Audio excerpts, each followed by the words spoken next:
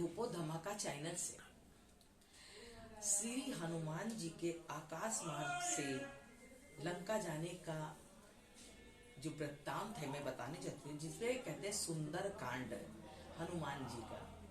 हाँ, ये मैं रामायण में सुंदर कांड है जो भगवान के भक्त हैं। सब लोग अवधी भाषा में ही सुनते हैं तो उन्हें समझ में नहीं आता कि सुंदर कांड में क्या है। तो मैं आज आपको विस्तार पूर्वक हिंदी में सुनाना चाह रही हूँ। हनुमान जी आज मैं सुना रही हूँ। मेरा बोलो वृंदावन बिहारी लाल की जय, बोलो श्री हनुमान जी की जय। हनुमान जी ने आकाश मार्ग से लंका जाने का विचार किया। पूर्वाभूत होकर पिता पवन देव को प्रणाम किया। सब जब जाने लगे तो अपने पिता को पहले प्रणाम किया। तत्पश्चात कार कुशल हनुमान जी दक्षिण दिशा में जाने के लिए अपने शरीर को बढ़ाने लगे। समुद्र लागने से दृढ़ निश्चय करने वाले हनुमान जी श्री राम की कृपा सिद्धि के लिए बढ़ने लगे। उन्होंने अपने शरीर को बेहद बढ़ा लिया और अपनी विशाल परिधि के समान, तो वही जो है, बाले समय रवि भक्ष लियो प्रभु तीनों हो लोक भयो उजियारो, कौन जे संकट मोर गरीब के तुमसे नहीं है जात हटारो। तो भगवान बाल रूप जब रखे थे हनुमान जी, तो न जब सूर्य का भक्षण करने के लिए उनको मुंह में लीलने के लिए वो किया था, तो उनकी बल शक्ति जो है उन्होंने पवन देव ने। फिर उसके बाद में जब ब्रह्मा जी ने देखा रहे ये सूर्य को निगल जाएंगे, तो उन्होंने वरदान दिया कि अपनी शक्ति को ये भूल जाएं। तो जब जाने लगे तभी उनको याद दिलवाएगा कि क्यों नहीं आप राम सीता का खोज कर सकते हैं और बहुत अच्छी तरह से सीता को राम को लंका पहुंचा सकते हैं। इस वृत्तांत को सुना रही हूँ। फिर उन्होंने अपने आप को मतलब कि 10 योजन कर लिया, इतना हनुमान जी ने। फिर ऊपर से अंगों को सिकोड़ लिया, छोटे हो गए, समेट लिया। अपने दोनों भुजाओं के गर्दन से सिकोड़ लिया। उन्हें तेज बल पराक्रमी सभी का आवेश हुआ। इस प्रकार को छलांग मारने की तैयारी करते हुए हनुमान जी ने वानरों से कहा, जैसे श्री रावण द्वारा श्री रामचंद्र जी का छोड़ा हुआ बाण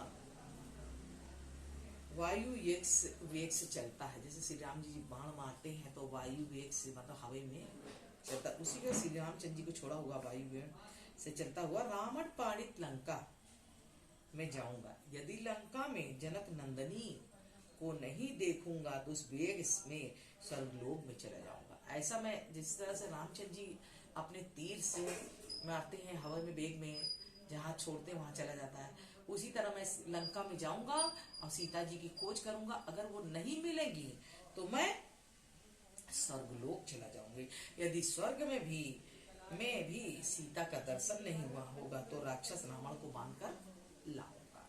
ये दृढ़ निश्चय करके हनुमान जी ऐसा कहकर श्री हनुमान जी ने बड़े वेग मतलब हवे में तेज से ऊपर की ओर छलांग लगाई। जिस पर समय वे कूदे, सब वृक्ष उखड़ गए और श्रेष्ठ वृक्ष पीछे पीछे प्रकार चलने लगे। इतनी ताकत थी हनुमान जी को, सब पेड़ भी चलने लगे जैसे राजा पीछे उसके सैनिक चलते हैं। वृक्षों की भांति भांति पुष्प जब समुद्र में गिरते थे तो वह महासागर तारों से भरे हुए आकाश के समान सुशोभित होता था। हनुमान जी की दोनों गोल और बड़ी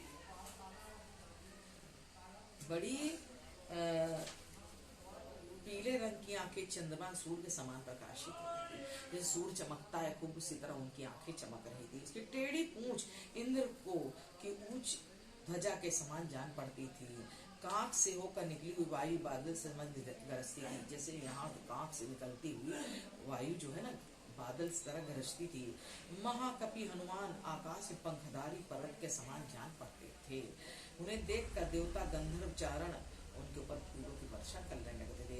ऋषि मुनि स्तुति करने लगे। जिस समय कपि केसरी उछल कर समुद्र पार कर रहे थे, समुद्र ने विचार किया, यदि मैं हनुमान जी की सहायता नहीं करूंगा तो निंदनीय हो जाऊंगा। मुझे ऐसे कोई उपाय करना चाहिए जिससे वानर वीर यहाँ कुछ विश्राम कर ले।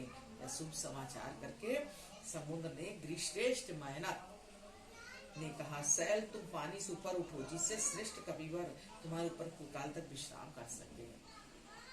वे हमारे पूजनीय अतिथि हैं। यह सुनकर मेनक पर्वत तुरंत समुद्र के जल के ऊपर उठ गया।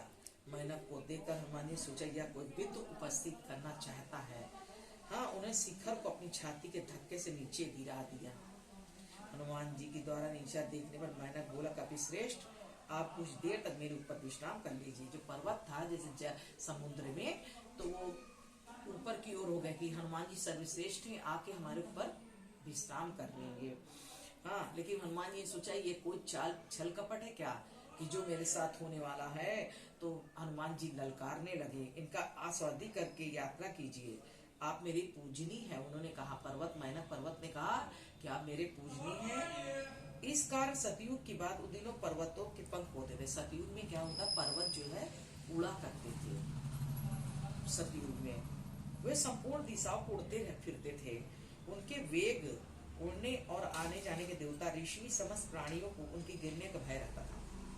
इसे देवराज इंद्र कुपित हो उठे। उन्होंने अपने वज्र से लाखों पर्वतों को पंख काट डाले।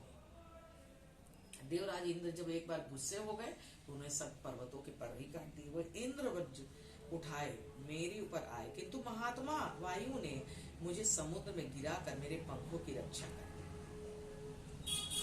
ये बात मेनक ने कहा कि जब उन्होंने मेरी पर को काटना चाहा तो मैं समुद्र में गिर गया, रक्षा कर लिया, मैं सुरक्षित बच गया, इसलिए आदर करता हूँ। मेनक के ऐसे कहने पर हनुमान जी ने कहा, मुझे आपसे बड़ी मिलकर प्रसन्नता है। मुझे बहुत जल्दी यह प्रतिज्ञा ली कि मैं यहाँ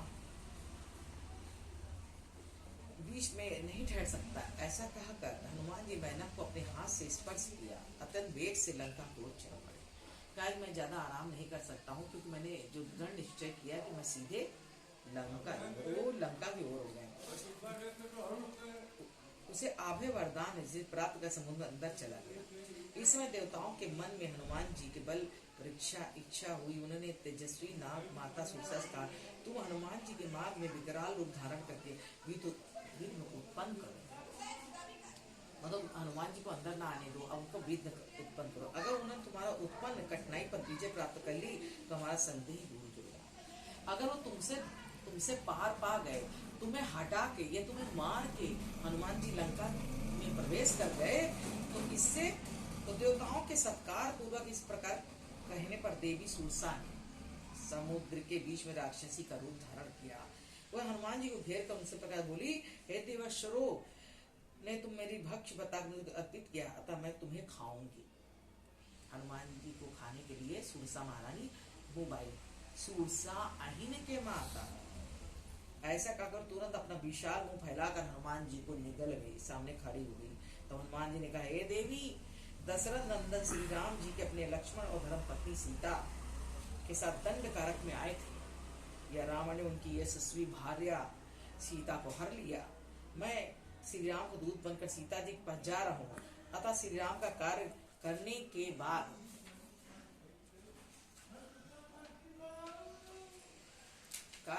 मैं तुम्हें मुख में आ जाऊंगा, यह मेरी प्रतिज्ञा। इस पर नाग माता सुरसा ने कहा, वानर श्रेष्ठ, मेरे मुख में प्रवेश कर ही तुम जा सकते हो। कहा कि जब तुम मेरे मुख से प्रवेश करोगे तभी निकलो। विधाता ने मुझे ऐसा वर दिया है। सुरसा के ऐसा कहने पर शिरोमणि हनुमान जी कुपित उठे, बोले, तुम अपना मुंह इतना बड़ा बना लो जिससे मुझे निकल जाओ। सुरसा ने अपने मुख 10 योजन बना लिया। हनुमान जी के तत्काल 10 योजन बड़े हो गए। तब हनुमान जी 10 योजन बड़े हो गए। तब सुरसा अपनी मुख को 20 योजन बना लिया। हनुमान जी शरीर 30 योजन बढ़ा लिया।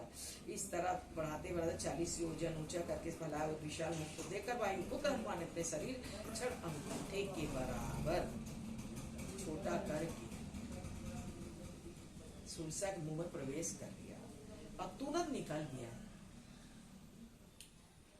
आकाश में खड़े होकर बोले, दक्ष कुमारी तुम्हें नमस्कार।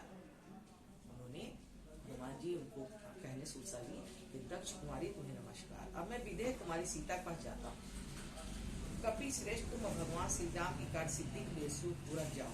वह सीता को श्री राम से शीघ्र मिलाओ।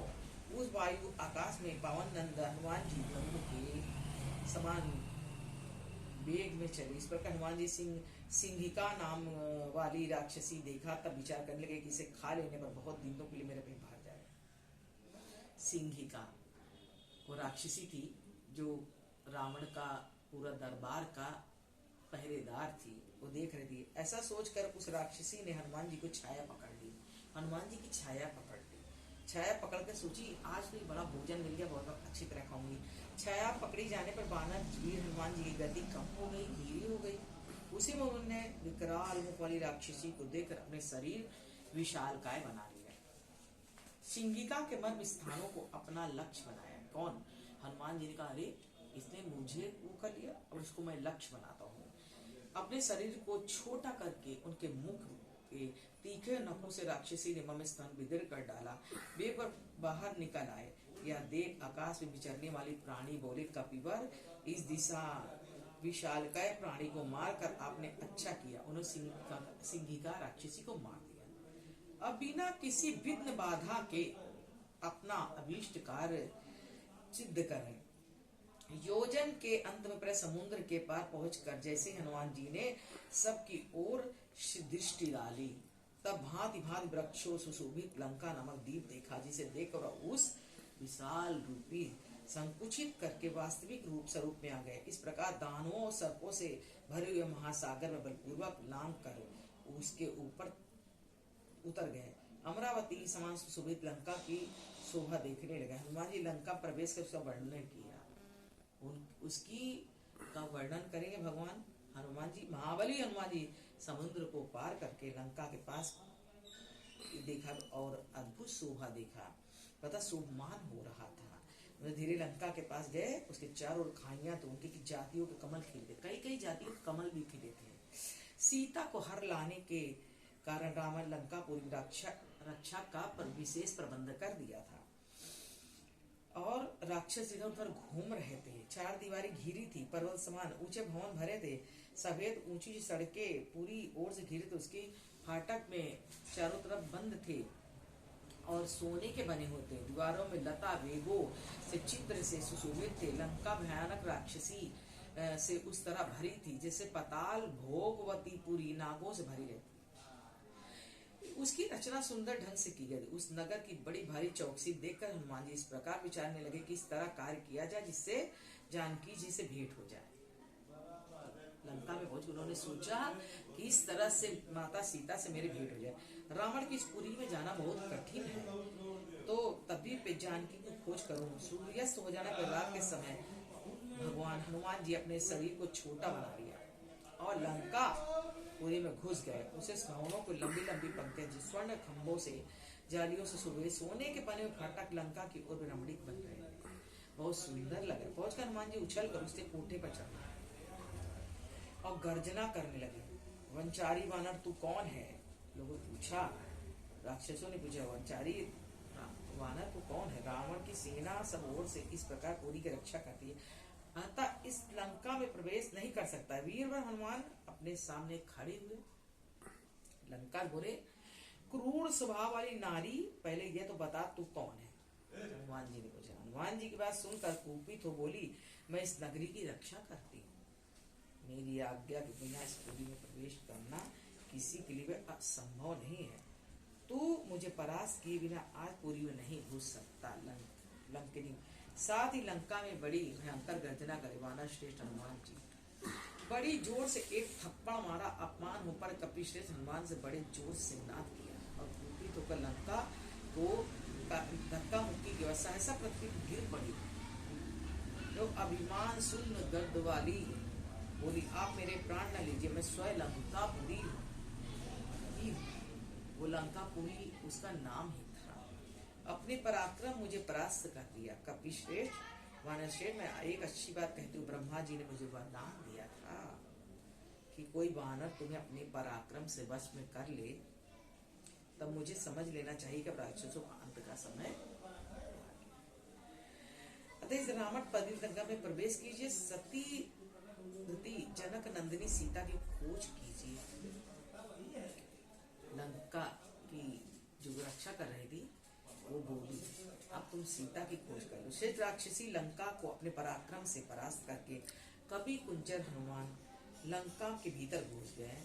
देखा प्रसन्नता अनुभवों ने, स्वर्गीय अप्सराओं के समान सुंदरी तथा कामनियों की करधनी, पायजोबों से झनकार, राक्षस तीखे सूर ब्रज लिए होते, सबके समान बल संपन्न 1,00,000 राक्षस सैनिक रावण की रक्षा किया करते थे। वह उन्हें अंतापुर में हनुमान जी ने प्रवेश किया। वह उन्हें बहुत घर देखे कि सदाचारणी स्त्री पतियों के साथ सो रही थी। तब उनने मदिरा पान मद वाले राक्षस भरे हुए थे।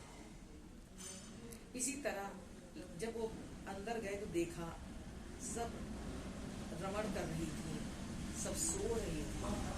तो उन्होंने कहा, देखा कि चारों तरफ रावण भी सो रहा था, उसकी पत्नियां भी वो भी सो रहे थे, सब एकदम नींद अवस्था में थे। राक्षस जो है मदिरा पान करके रमण करने लगे, सो रहे थे। कोई ने नहीं बोला। इन्हीं बातों से आज सुंदर कांड की इतनी कथा सुनाई हूँ। अगले वीडियो में मैं जो बचा हुआ है उसको मैं सुनाऊंगी। और सुंदर कांड मैंने हिंदी में सुनाया है, और हिंदी में समझ लीजिए, क्योंकि अवधी भाषा रहती है तो समझ नहीं पाते, पढ़ लेते हैं। भगवान हनुमान जी सबकी रक्षा करें। जय श्री राम। जिसको मेरा वीडियो पसंद आए वो लाइक शेयर सब्सक्राइब करें।